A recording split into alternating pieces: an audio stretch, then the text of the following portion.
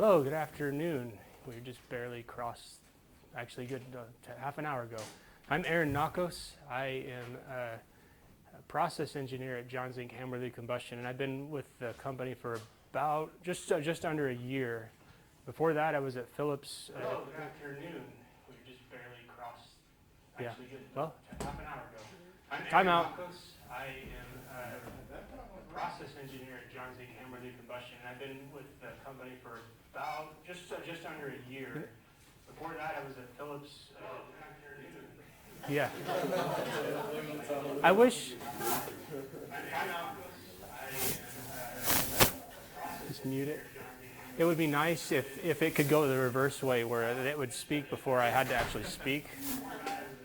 But then I'd still have to speak, I guess. Somebody has their mic on. Uh-oh.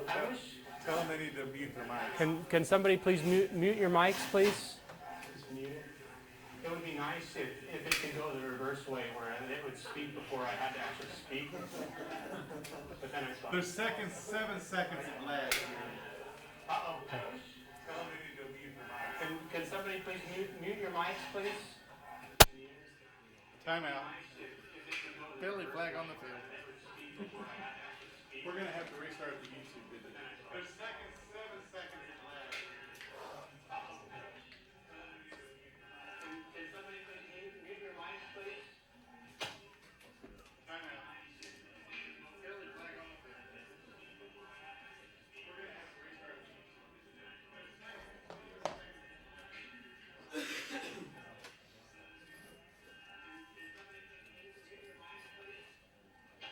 Nobody's listening.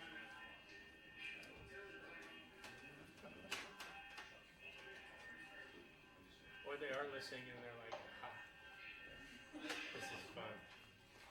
Since they're not listening, I'll turn the speaker off and they can just be on their own. Okay. So that's how I fix that problem.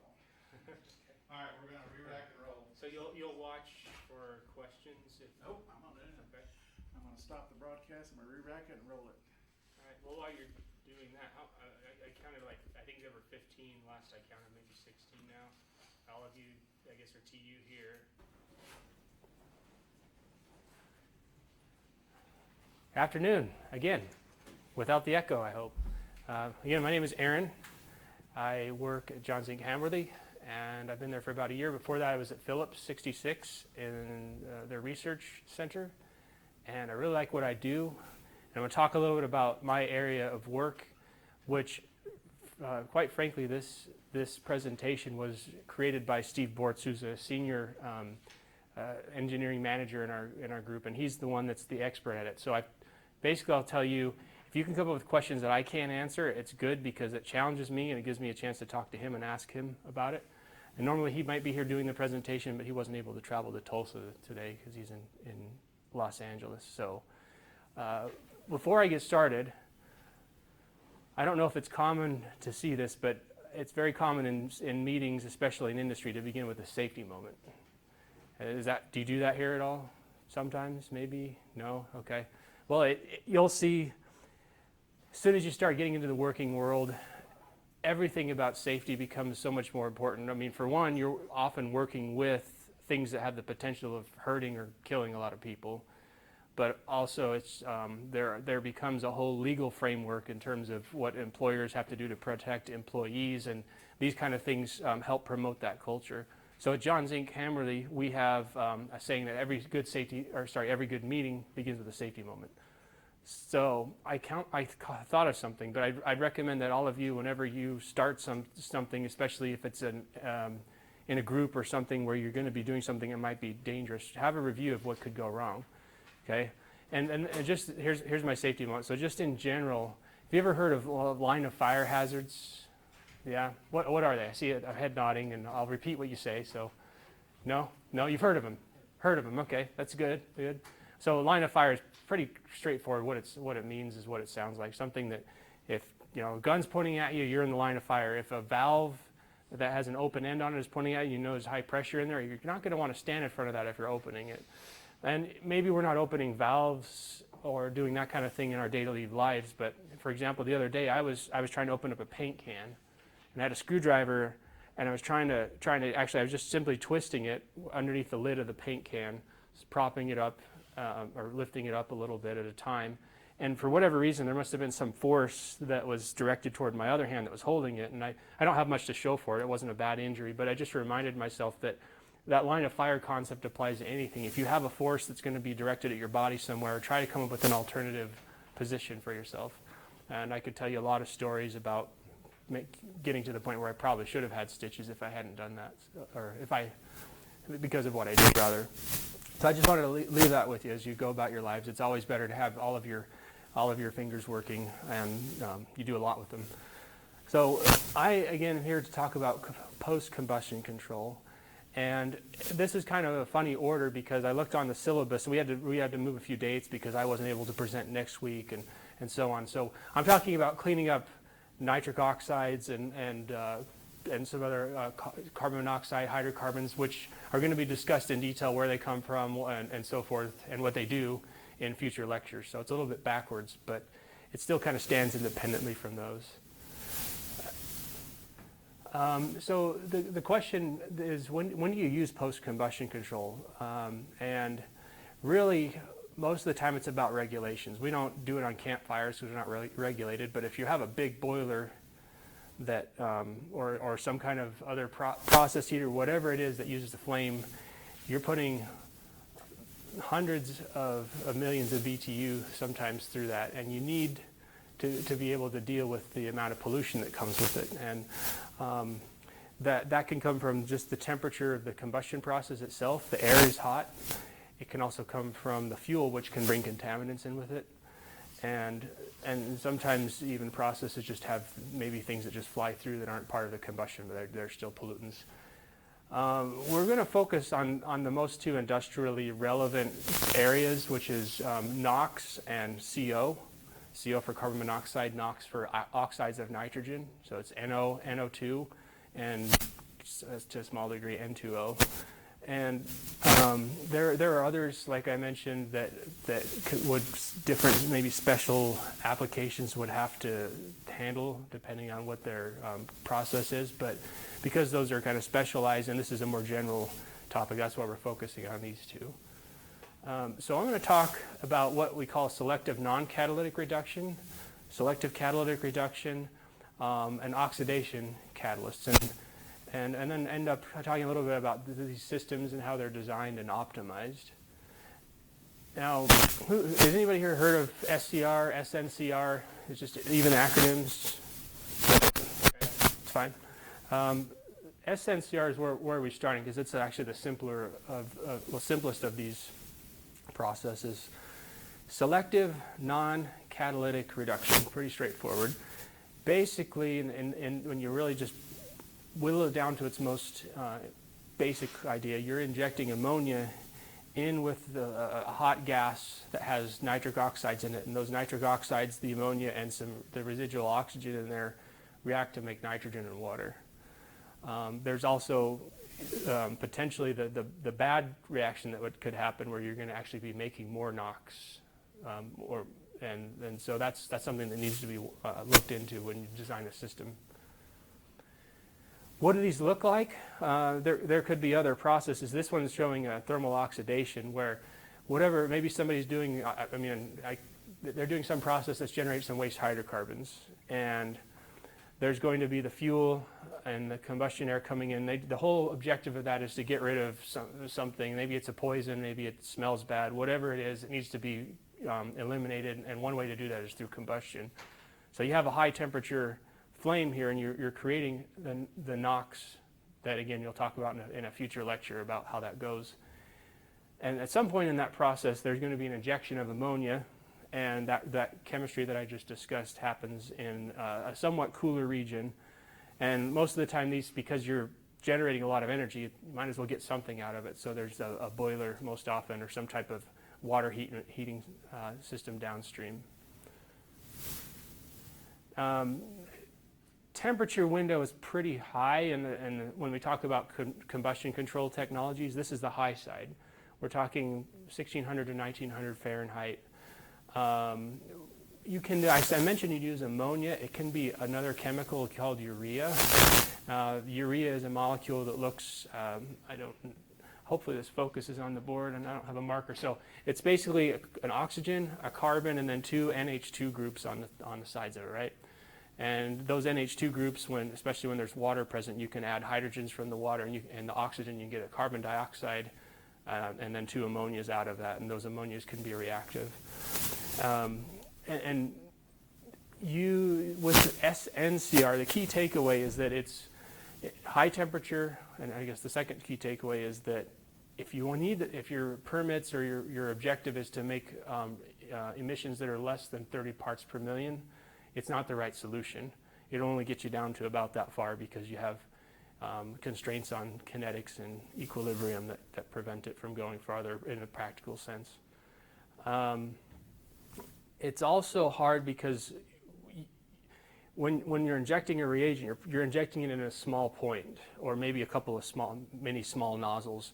It's not often not easy to get those small single point injection locations to disperse uniformly throughout a duct, and so sometimes that can be a challenge too. Is that even though you might have the right stoichiometry for the chemistry, you might have the right temperature, if you don't have the right mixing, it's not going to do what you need it to, and you might struggle to get down here too.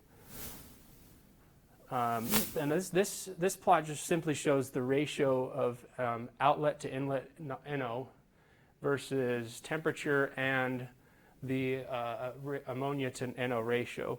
So here somewhere, this is 0.8 and this is 1.1. So when you're stoichiometric, you can see that maybe you've reduced 80% or so of your NOx. And that's where, maybe you can get up to 90% in the best cases, but you have to be in a narrow temperature range, good mixing, and so forth. So it's a tool that's used, but it's not as high performance, let's just say, as others. But it's definitely cheaper and easier to implement in certain situations. And I'm actually right now involved in projects where we have, I'm in the Cohen boiler burner group, so we're focusing mostly on the flames that are made to heat water and make steam. There's another group that's on our floor that's doing thermal oxidation, those that I just talked about, and a project that we're jointly working on. Each of us has, I have an SCR, which we're going to talk about. They have an SNCR, which I've just talked about. So it's really applicable to sometimes both at the same time even. So if SNCR is selective non-catalytic reduction, does anybody have a guess as to what SCR is? Genius. Yeah, selective catalytic reduction was the answer. It's selective because it's focusing on NOx. By the way, the oxygen in the flue gas maybe ranges, depending on the application, 3 to 15% of the composition. So there's still plenty of oxygen. In fact, many orders of magnitude in excess relative to ammonia. So one reaction, like I mentioned before, is you could combust ammonia to make NOx, which is your opposite of what you want to do. So that's where the key word in this is selective. It's very selective that it says, here I'm going to only react ammonia with NOx, and I'm going to leave oxygen out of the, at least not reacting with the ammonia. It actually does enter into the chemistry. Catalyst, who's heard of a catalyst? Yeah, anybody worked with a catalyst in any sense? Would you care to share? I just do research for Dr. Ramser. Okay, research for Dr. Remser. And which type of catalyst? It's zeolite. Okay. Zeolite HCSM5. Zeolite HCSM5. Mm-hmm. And which chemistry or what are you focusing on with that? It's called methane dehydroaromatization. Okay. It's like converting methane to benzene and other aromatics. So yeah, methane dehydroaromatization, and you want to make aromatics from, I'm repeating because they told me to, right? So so you want to make aromatics from methane, and yeah, and that's, I bet you have a lot of deactivation issues with that too. Yeah, so catalyst activity is part of it, is how long it lasts, and we'll talk about that a little bit. That catalyst would last a lot shorter than these, because these can be in service for 20 years sometimes. And some others in refining can be in service for fractions of a second technically, and then they need to be cleaned up and reactivated. All of us have catalysts in our bodies, enzymes, they're catalysts. Catalytic converters in cars, which is actually pretty close in a lot of ways to what we're talking about here. They're a little bit more specialized. They have a lot more complex composition, and probably, on a weight basis, they're worth a lot more because they have platinum in them. which would palladium and other things, which would be nice if I had an easy way to extract that. Anyway, selective catalytic reduction. And a catalyst is a substance that basically changes the required temperature or pressure to make a reaction and happen at less severe conditions. And that's usually focused on specific chemistry because the catalyst has specific properties that allows it to bend and twist and break molecules and so forth, some relative to others. When it comes to SCR, there is a wider window than what I'm showing here, but most applications that you see are 400 to 800 Fahrenheit range. And this, if you, at some point you need to have ammonia, and most of the time I don't know if you say most of the time, ideally it would be easy if you could just directly inject ammonia, and we'll talk about some of those options.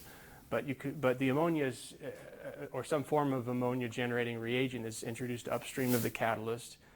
And that nitric oxide plus the ammonia plus some oxygen, what can enter into the equation there, gets you out inert stuff that if you reacted all the ammonia, you have nitrogen and water and you could breathe it. Don't breathe it, I'm just kidding. But mainly the only real, besides the fact you have to pay for a reagent, you have to pay for extra equipment, the only major impact it has on the boiler is that the boiler takes more energy to run. I'm sorry, rather the boiler, the fan that runs in the boiler or the furnace might take more energy to run because you have to push gas through the catalyst. And we'll show what that looks like in a bit. This is a pretty poorly, I don't know how legible that is, but you have boiler or whatever flue gas coming in, going, in this case, down over a catalyst, some kind of a tank. If it's liquid ammonia, it has to be vaporized, because it's a lot easier to control in a steady rate the flow rate of a vaporized ammonia than it is a liquid, because it come out in spurts and things. And then the process control can use, basically it goes the whole spectrum. The simplest is it just simply says what's the burner firing rate. There's a curve that says this is how much NOx is generated. Let's use that burner rate versus NOx curve to set the ammonia rate. And more advanced systems, as they get larger and so forth, will start to look at how much NOx is coming out, and even, NOx in and then maybe NOx out is kind of like the best of the best if you have all three of those. And again, the reason is you don't want to be consuming extra reagent ammonia without, you're paying for something you're not using if you're dumping it out the back. Plus, who wants to inject ammonia out where people could breathe it? So, a couple of good reasons to keep that under tight control. Now, I mentioned boilers a lot. That's the work our group does, mostly is with boilers, so it's easy to just roll that off the tongue. But virtually any large-scale combustion process can have an SCR on it. Just for fun, quiz, can anybody think of, okay, I've mentioned boilers, and on here gas turbines, oil heaters, any other big combustion processes anyone knows about? I think it's just fun to consider these because you don't think about them a lot until you really look, and combustion is everywhere. Anyone want to throw something out there? Where might combustion? Automotives. Well, yeah, for sure. Yeah, and I'm going to say this isn't the right answer. This is just one that I've been thinking about. Somebody pointed out to me that go to any breakfast cereal manufacturer. How do they take this slurry or this, whatever they call it of breakfast cereal and turn it into dried Captain Crunch, right? They have to add a lot of heat fast to dry that out. Well, it's pretty much an air heater. It's combustion fired. Paper, everything paper is dried with combustion. Really, it's really everywhere industrially. And that's one reason that these combustion systems. Steve Bortz, the one that would be instructing, one of his main areas of work is in tomato plants. He's in California, and every year they have tomato season, which runs kind of in the middle of summer, and he's busier than ever because he has to go there and make sure their boilers and their post-combustion control equipment works, because they're using those to make steam, to can tomatoes. They use it in a lot of food processing, stripping peels off of things. So it's interesting. That's one of the other things I like about Johns Inc. is the ability to see how, or just to see into a lot of other industries. We're not just focused only on this one area that we get to work on, but it really does overlap with a lot of other things. So anyway, I know I digress, but I always think it's interesting to connect dots between things. Coal plants, those are tricky because they make a lot of ash that has to be able to go through the catalyst, and you want to get good reactivity but not much pressure drop through those, so that can be kind of tricky. And Tulsa, yeah, there's some smog here. Has anybody been in a really smoggy area before? I mean, I have asthma, and I've been in places that trap the smog in the mountains, and it really stinks. So it can be important, and that's why you have different areas that are going to be regulating this differently and saying, you know, this is how much NOx that you can emit when you build a plant. So it's not one size fits all for these systems. So catalysts, what they look like, these are blown up a little bit, but there are mainly three main geometries. They're plates where they have folds in them every so often, so the plates don't touch each other. But what they are is they're just basically perforated metal or maybe metal screens that have been coated with the catalyst. There's honeycombs where it's extruded out, kind of like the Play-Doh press, or bricks, I guess, better example there. And corrugated, where they're starting with a fiberglass-based sheet or substrate that they bend and form together. Really looks a lot like cardboard. Then they can take that and harden that, fire it, and load the catalyst on it. And that's good because it's lightweight, and it's pretty resistant to a lot of abrasion that can go through it too. These catalysts then are often built into what we call modules, where maybe the individual elements that, I'll just flip forward one slide. So an individual element might look something like this, where it's just encased in sheet metal. And the modules get built out of those, and then these can be transported and dropped in with a crane. So you can load a whole bunch of catalyst into a big duct at once, and it saves a lot of time. Now, on the surface of the catalyst, I know, is everybody taking mass transfer here? Heat and mass? Yes? Okay. So it's the classic heat and mass transfer problem when it comes to the chemistry. You have to get, the catalyst has the active sites on the surface, and one of the main things it does is the ammonia will adsorb on the site, on somewhere on the catalyst, and it gets activated, so the hydrogens will be reactive with the NOx that comes in, and out will come the product. So, but one of the key features again is oxygen, because this is a combination of the oxidation of the surface of the catalyst and then the re-reduction by ammonia. So that's going on the surface at the same time as the NOx is being reacted with the ammonia. So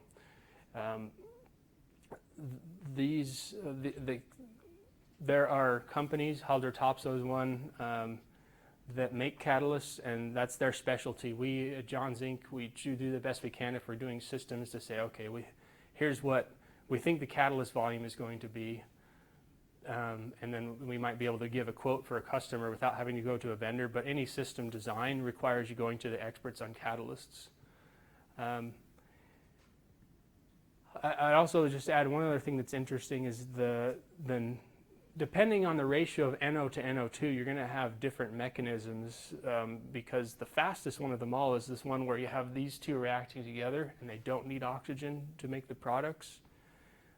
If there's excess of NO, then it's this one. And most of the time you have excess NO because most combustion processes their relative amount of NO2 is lower than NO because it takes more time to make NO2. But sometimes you have this one going on. And so those all need to know about a design too, about what your relative amounts of NOx are.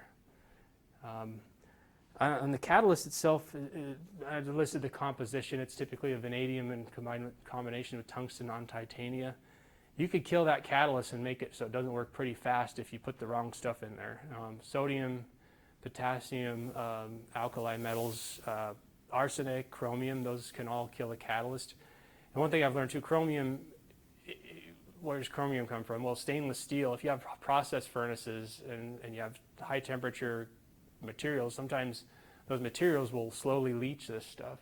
So when you make a call to a vendor, they're going to ask stuff like that, and does that impact your design? They may have to oversize the catalyst for that.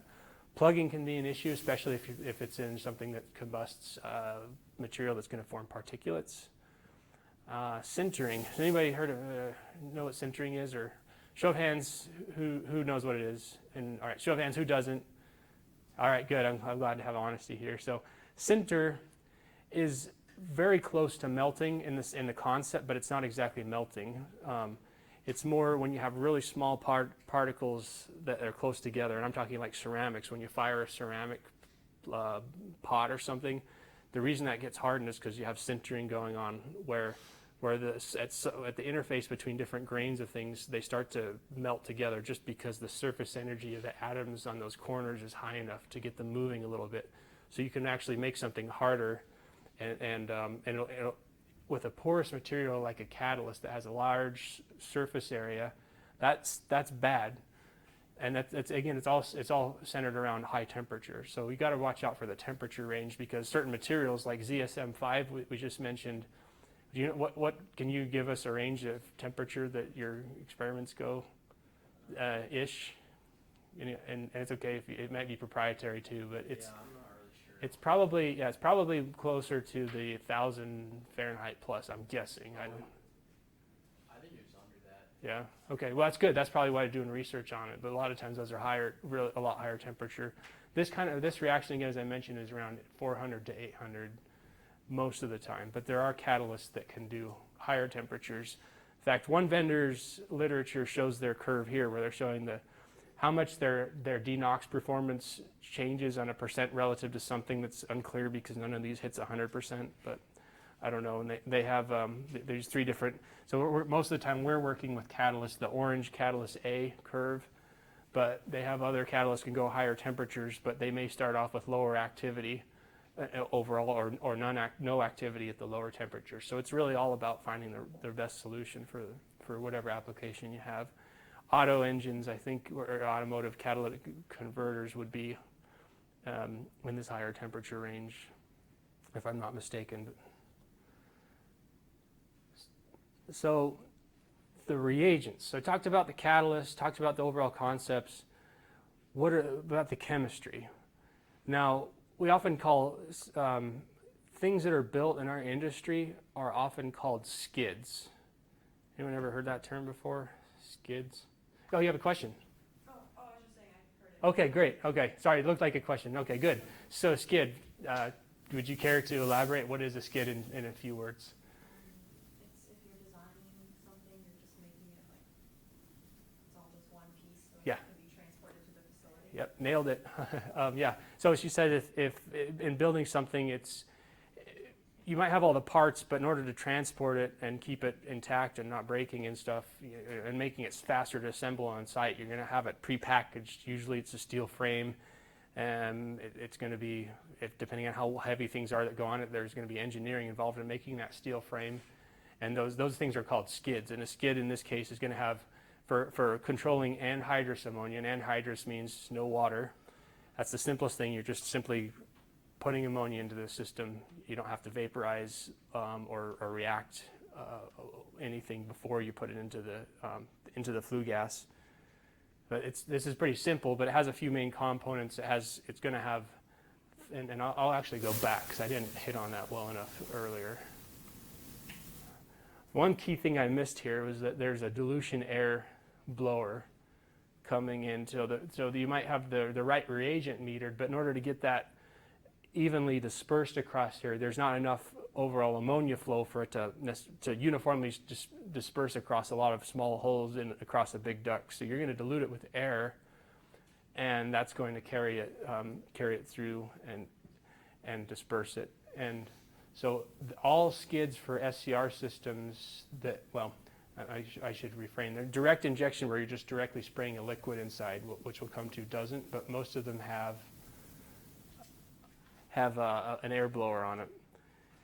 And we really don't need to vaporize ammonia, depending on how big the system is. If your ammonia is in a tank, you can just take the vapor off. Otherwise, sometimes you'd add some heat to vaporize it. But when you hear anhydrous, has anybody ever seen or had safety discussions about ammonia? Like, let me just put it this way. So the household ammonia cleaning solutions are about 5 to 10% ammonia, and we're talking 100%.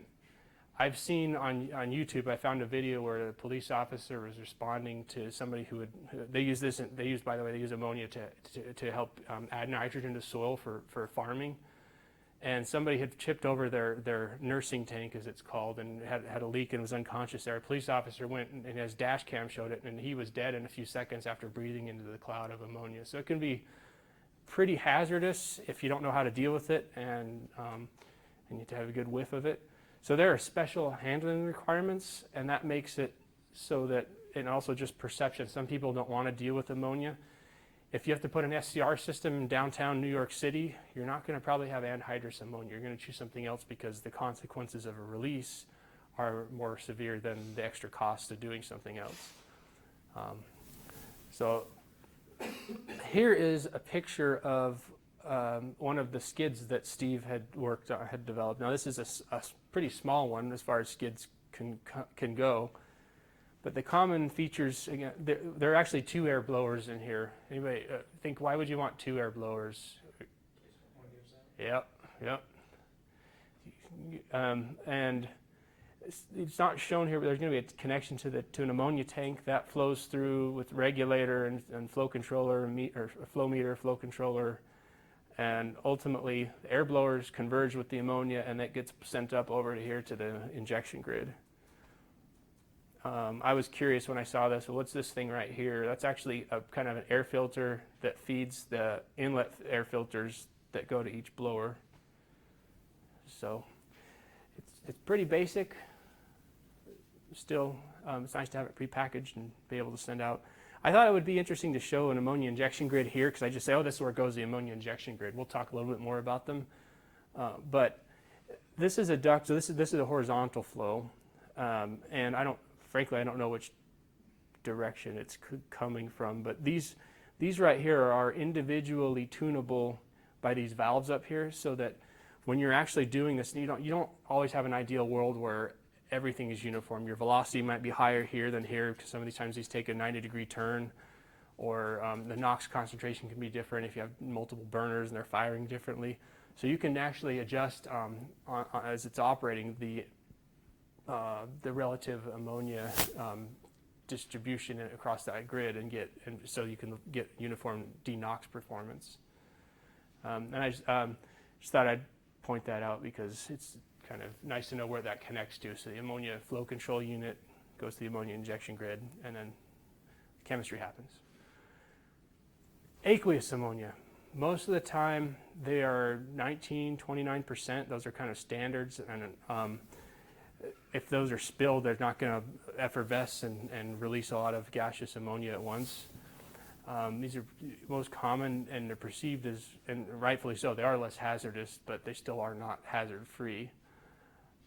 The disadvantage with them is you're going to have to spend a lot more energy heating up that water and vaporizing it in order to get that ammonia into the system. So what's typically done, and as I said, the skid's more involved. This is a skid that, at least the model of a skid that was built. What's going on here is the ammonia and an atomizing air are coming in these lines, ultimately making their way into their nozzles inside of this chamber here.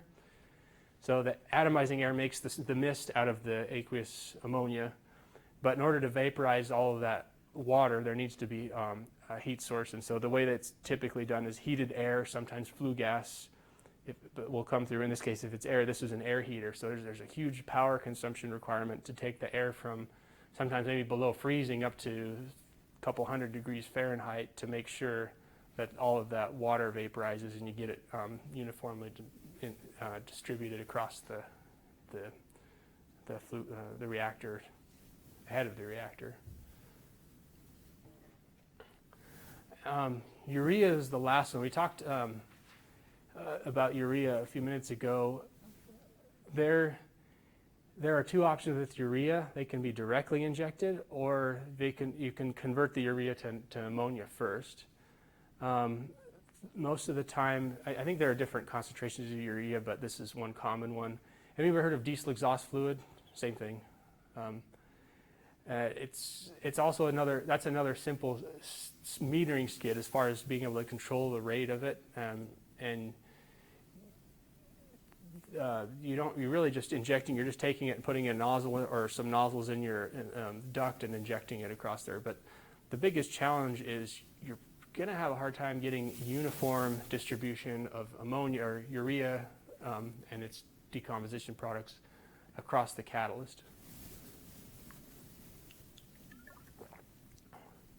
And another thing too is that urea, if you just thermally decompose urea without water, you're not going to get 2 molecules of ammonia. You just can't do it stoichiometrically.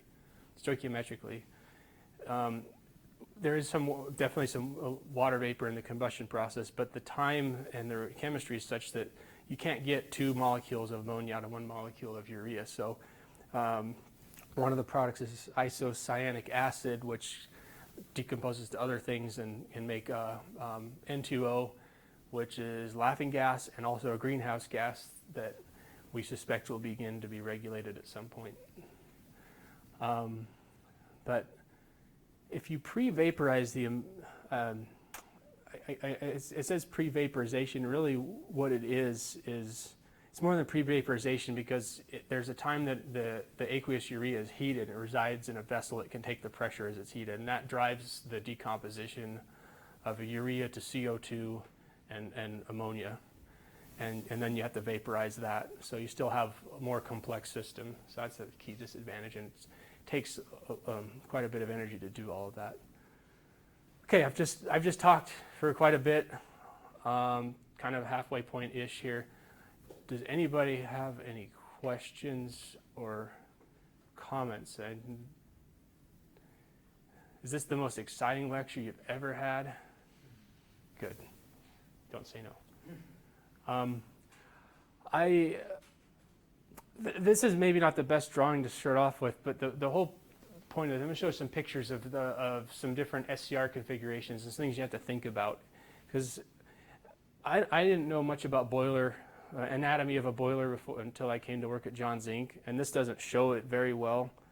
But has anybody really studied boilers and how they're built or anything besides just learning steam tables and thermo? Because I hadn't, so it's okay if you say no. Anyone online? No?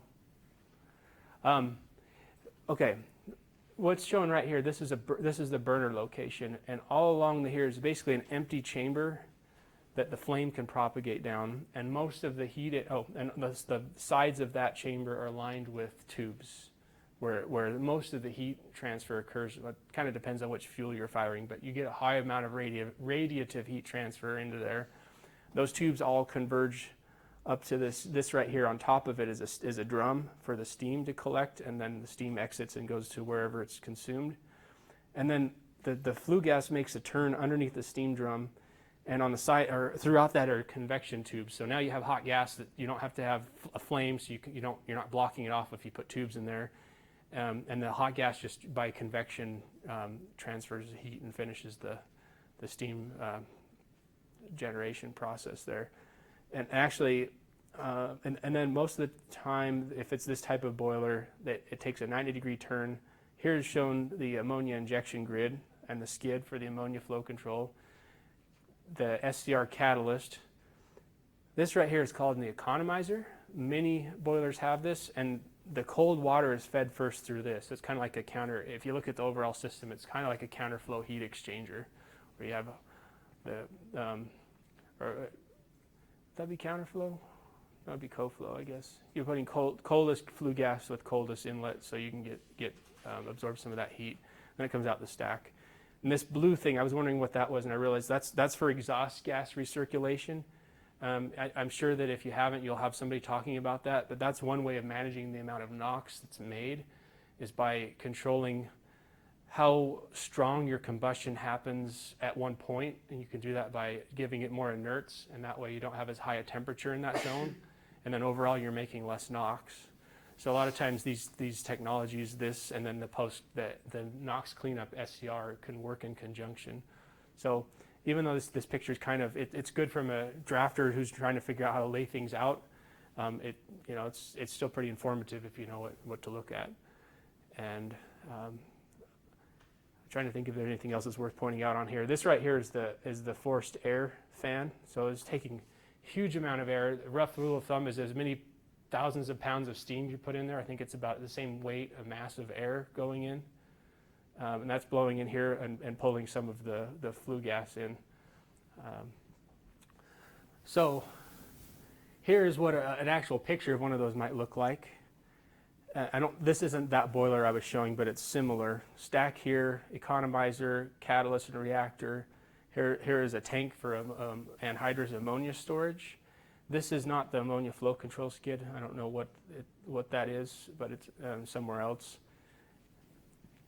And there are actually 2 boilers side by side here, maybe 3 even. I'm not familiar with what that site is, Steve, maybe. But if you look inside where the catalyst is, you're always going to have something that looks pretty much like a big wall of catalyst.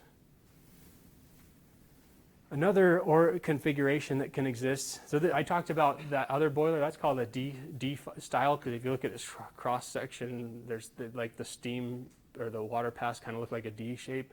This one's an O style, or an O type, because the combustion happens in a main chamber, and then instead of turning around and getting the convection in one side, it goes in both sides. And so it's symmetric, and so this ammonia injection is happening on both sides of where that flue gas is coming out, and then it takes a turn, or actually it takes a turn, the flue gas takes a turn, and the ammonia is injected in it, and the catalyst is up here.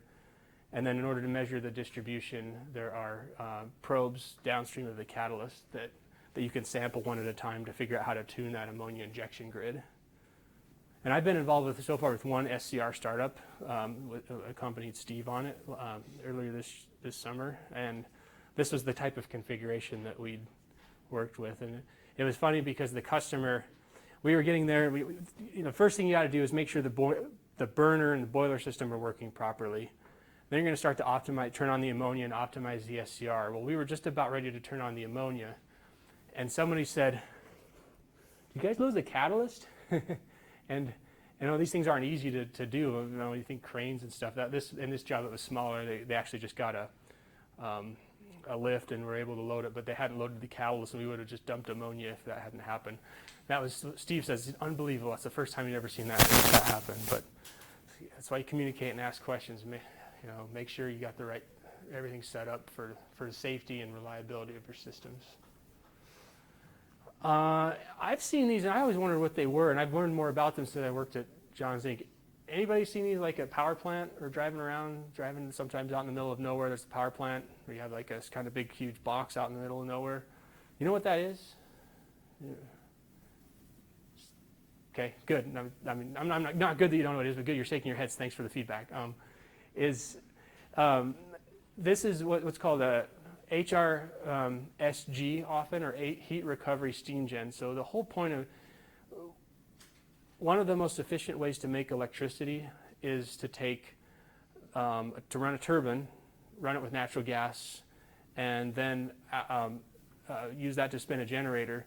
But actually outside of that turbine comes a lot of hot gas, and so by putting a heat recovery system on it, which is all of this, so the turbine sits down here somewhere, and the exhaust gas, if this needs to be offline for whatever, the exhaust gas from the turbine can just go up this stack, or they could open baffles and run it through this whole other system. Now they can collect a lot of extra heat and use that. Many of these tubes here, pipes, are for boilers. There's a boiler drum up here on top. So it's another way of adding or of getting extra heat that otherwise you'd just be losing. And oftentimes there are extra burners in here to boost the temperature up enough that the whole system becomes more efficient. And I think, I know this system has an SCR, because I found it, but I'm sure this is the ammonia control skid. So this is a lot more complex and involved than the previous one we had, because you can see there are 6 different tubes going up at different levels and each splitting off. So you're having ammonia injection up something that, I don't know how tall that really is, but 50, 70 feet maybe, just to guess. And these things are, I've not been in person to see one yet, I hope to. But I know that can be a very complicated thing to design, because you need to, from our perspective, being in combustion, you have to get uniform heating all throughout, uniform flame here, but you also, the ideal is everything would kind of be like symmetric, but instead it's all branching up here. So you have buoyancy forces and other things that come into play. So I've just talked a lot about NOx, okay, and oxidation catalyst, that system actually would have room for an oxidation catalyst too, because oftentimes there's incomplete combustion with turbines. You don't need any reagents for that. You just need to use the oxygen that's still present even in the flue gas, since it's not all consumed. The chemistry is pretty straightforward. No combustion. This just balance the equations. But here's the tricks. If you have to do SCR and you have to do CO control, you can't just dump or put a catalyst in there that combusts things, because it'll actually react with the ammonia and make NOx. So the solution for that is pretty simple. Unless it's a special catalyst that can handle it without and deal with the ammonia without turning it into NOx, you're putting the CO catalyst upstream of the ammonia injection. So now you got a multi-component system that has to be doing several things at once.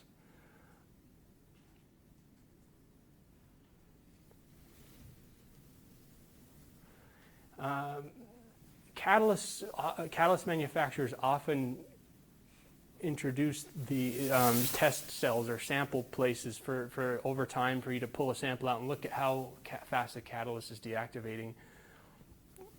As a catalyst manufacturer, they often need to make guarantees. In the world of equipment sales and supply, you're making guarantees. Your customers need to know that what you're selling them is going to work for as long as they're planning on, because these are expensive pieces of equipment. They also often need to time their shutdowns, because you can't just shut down one thing and not affect a whole refinery, for example.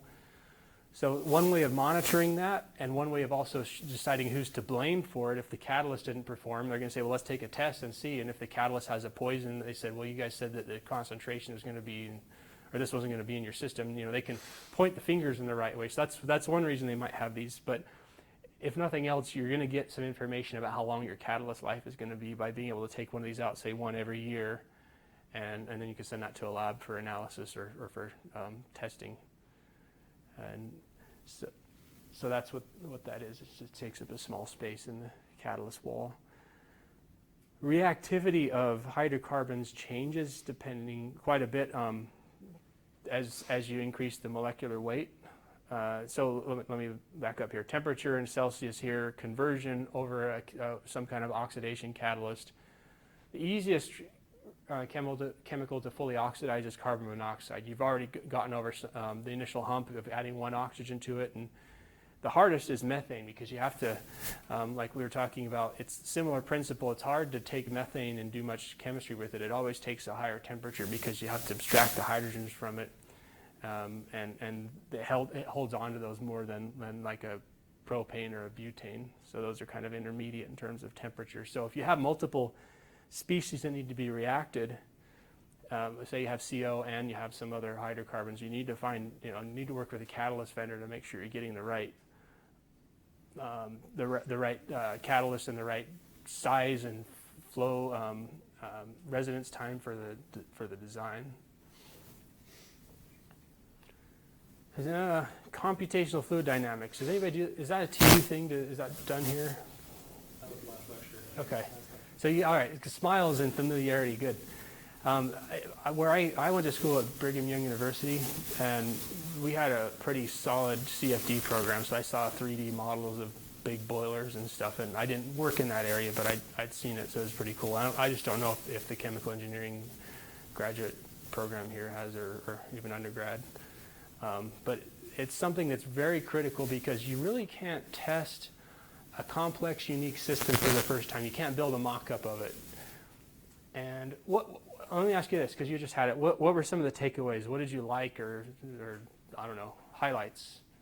You had a bullet point it, because I pretend I don't know anything about it. I see a smile right here. Do you mind sharing? What you just said, it's way less expensive than building a $10 million piece of machinery and then testing it. Yep. It saves costs. Lots of equations. Yeah, for sure. And that's one thing that, as I was a student sitting here, I like understanding how things work, but sometimes it just gets kind of, you have so much going on, it's kind of stressful. I'm just glad that they have commercial packages that you just open the application and get it going, and maybe you have to send the job to a supercomputer to get it to converge on a solution, but at least you don't have to design it from scratch each time like you kind of feel like you have to do when you're in school. So there's hope. You don't have to rederive the laws of thermo and mass transfer and so forth to do it. Anyway, the key when it comes to, I don't know if they showed any like SCR or flow post-combustion applications in there. Was it mostly, what were the examples that were shown? And who gave that lecture, by the way? Dr. Bakari. Bakari? Okay, yeah, I know him. Did he show? Do you remember the examples he showed? Usually in combustion, not really Yeah. combustion. Yeah, that's what I assume. So it would probably mostly combustion because that's his area of expertise. But it actually is applicability, very much applicability downstream of the combustion process. So when it comes to SCR, you need to have, the ideal is you'd have a perfectly uniform flow both in velocity, temperature, and in ammonia and NOx ratio. But that's rarely ever the case. And in order for a catalyst manufacturer to guarantee that their performance is going to be such and such, you need to basically prove or have a design that's going to guarantee you have the right NOx the right ammonia distribution going into that duct. So CFD is a tool for that. This is kind of I don't know. This one doesn't show much of a story. At least I don't know it. This was just a slide that was in there. But here's ammonia coming in the pipe and a bunch of offshoot pipes from it. These are the lances, and they have holes drilled in them. And this is showing 100 parts per million ammonia and 20 parts per million ammonia. And if you imagine the catalyst is like this plane right here, it looks like it's pretty well distributed over that. Again, I don't know what they were trying to model here, so it just kind of is a way of showing the concept without really showing a good story. But this is a better story. So I know that there was a design where they had the gas. This is an upflow, and the catalyst was here, and they didn't have much space in between the lances and the catalyst, and so it does show up here. I hope it shows up online well, but there's an alternating pattern of color here that is, if I had to use my eye, I'd say it's around 30 ppm and fluctuating between 30 and maybe 15 or something. And that you would get maybe full conversion through the channels wherever the high concentration of ammonia is, but where the low concentrations are, you'd get a lot less, and so you probably wouldn't meet the performance guarantees you've made to the customer. So sometimes when I see the CFD results, I'm like, really, that's so simple, but often you don't know, and you got to try something and see if it works. And all they did was they just put baffles right here so that you get some recirculation a little bit and you get mixing, and there was a uniform ammonia distribution. This is something that maybe more like what Dr. Bakari might have talked about, but here, so I haven't talked about it, but there are things called process heaters. Most of the other things we've focused on, I've shown pictures of, they have some kind of forced air, pushing air, or maybe it's flue gas from a turbine going through something. A process heater, most of the time, the whole purpose of those is to heat, there are tubes around the outside, you're heating up oil or some kind of chemical in a process, and they typically don't have forced air, it's just free air, so you'll see them in refineries and other plants, big boxes, big stack coming off, and they often taper up like this. They just have buoyancy that pulls everything up. So being able to model how those go, just this one little, and I know nothing about this, but the only thing I can see that's unique is instead of being in the very center of this hot box here, it's offset a little bit, and that little bit of offset does some interesting things to where the flames can go. And it can change, you can see where the model at least is saying where there are going to be hotter spots on the wall temperature. And again, I don't know why anybody really cared about that in that case, but because I wasn't involved with it. And then some interesting recirculation patterns and so on. So CFD can be an important tool that lets you do things you can't do in real life. So I guess this is where I wrap up, okay? We talked about some of the primary applications of combustion control, the SNCR, SCR, CO oxidation, or catalytic oxidation, I should say. It goes beyond just CO. I've touched on these a lot. I've kind of gone on some tangents here, but really it's one of the things I like about what I do. These solutions are multidisciplinary. You really have to have an understanding, even if you don't need to be an expert engineer in structural. You need to know that, oh, I got to deal with the structural problem because I put so much catalyst in here, now it's going to be heavy. You know, or this little funky bend that we have to deal with, we're going to have to plan CFD into our budget and our time frame for that project and so forth. And you have to go and engage with people that do those things because you can't really do them all, and so on. And there are a lot of neat internal and external interactions you get to do that way. Like I say, the job I was out on is they once upon a time made high fructose corn syrup there. So they had trains coming from wherever the corn was coming from, and they would make it. And unfortunately, like often happens, companies say, you know what, we're not making enough money here. Let's strategically reposition. So they basically shut it down, and then they just put they wanted a new furnace, and all it would do is just make steam so that they could use that as a shipping terminal, and they could spray it with steam and clean out the trains after they were emptied. And that's the project I worked on. But getting to see just the equipment there, even though a lot of it was mothballed, and being able to talk with people about how things worked, I think that's really fun, and that's one reason I like doing what I do. And I hope that each of you, that your wildest dreams comes true in every sense of your careers and lives, because sometimes, as engineering goes, a lot of it's just tedious and a pain, but it's worth it. And that's where I would leave it open for questions or comments. And again, if you can give me a zinger question that I can't answer, I'd love to pass it along, and I'll get back to you. If I were really wise, I would have got something in reward for a good question, but I don't have anything to bribe you with. So did I see a motion of maybe a question? No? Okay, that's all good. Yes? How often do your company and government requirements for NOx emissions, how often those change? Okay, thank you. Thanks for the reminder. How often do the NOx requirements change based on government regulations? And Coke and John Zink regulations. Okay, so internally, Coke, John Zink, we don't look at that as. Let me answer the question directly first. I don't know exactly, but I know if you look at the Clean Air Act, the EPA was established in the 60s, I think.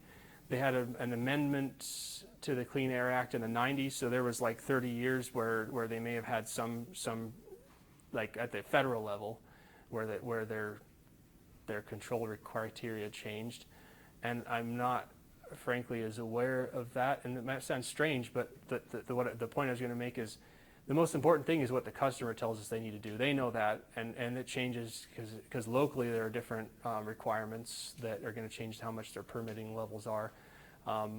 If it's on a lot of times it's on a weight basis or something for a certain site, so they know they have these other things going on. They're going to tell you, hey, this unit needs to make less than 2 ppm, even though EPA might be saying something else. It just sort of ties in indirectly. So I'm not an expert in EPA, but I will try to have a better answer the next time someone asks me that question. Thank you.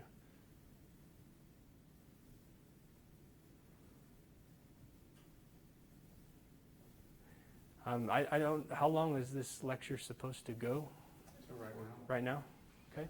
Well, I was just going to say I don't want to overdo it or underdo it, and you're free to go from my perspective anytime you want. So I just say thank you for your attention, and good luck with everything.